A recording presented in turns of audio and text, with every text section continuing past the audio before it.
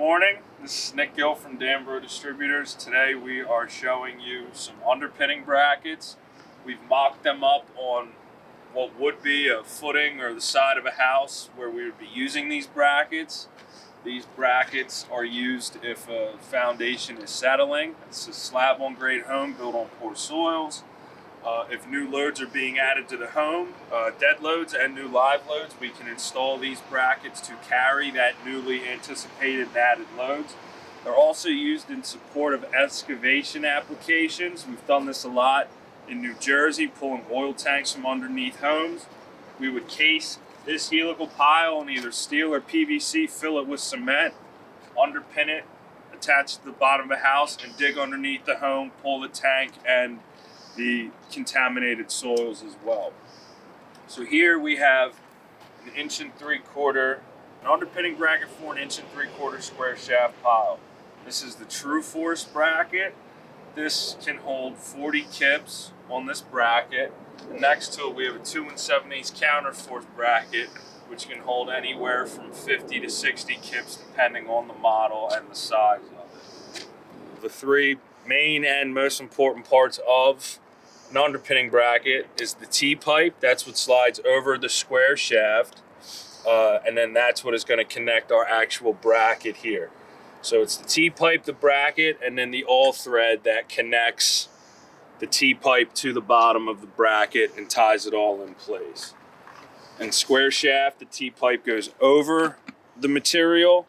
With round pipe, it goes inside of it.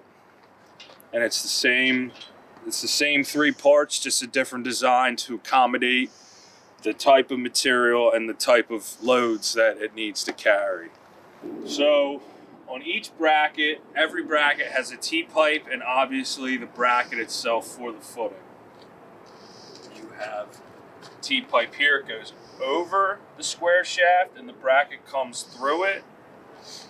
On this side, the T-pipe goes inside of the pipe, and the bracket, the collar slides through the pipe. Your brackets are here. You have your all thread to connect everything, and then you have your slotted holes for anchor bolts to attach them to the footing. The most important part of installing an underpinning bracket is the angle of the pile when you're installing it. We want the extension, the lead, everything going in as 90 as possible. If we have to start the lead on a little bit of an angle to get it under the footing, then work our way up, that's okay. The extensions, you want 90 degrees and as close to the footing as you can without obviously damaging anything above the footing, siding, windows, things like that. Because, as you can see here, we have a perfect connection. It's snug right up on the footing.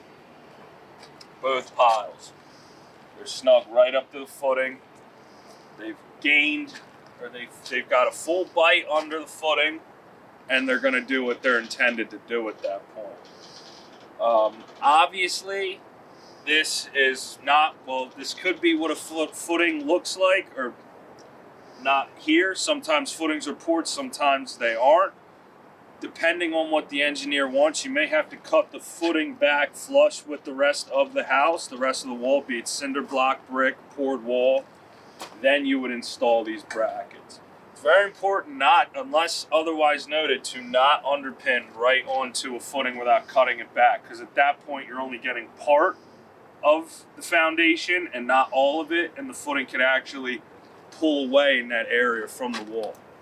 If you have any questions, feel free to reach out to us at our website, www.danbro.com, or give us a call, 215-271-7700. Thank you.